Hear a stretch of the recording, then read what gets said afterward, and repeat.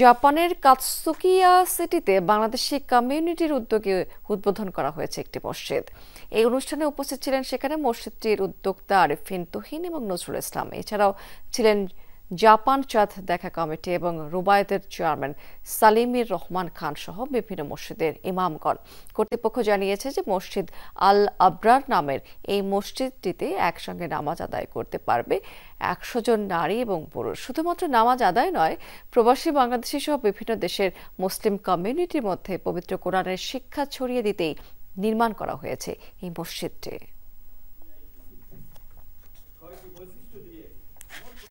In this area, many Muslims from Bangladesh are living, and we need, as you know, we are Muslim. We have to pray 5-time prayer. এখানে মহিলা এবং বাচ্চাদের দ্বীনি শিক্ষা সহকারে বিভিন্ন programme থাকবে, এতে আমরা আরো আনন্দিত।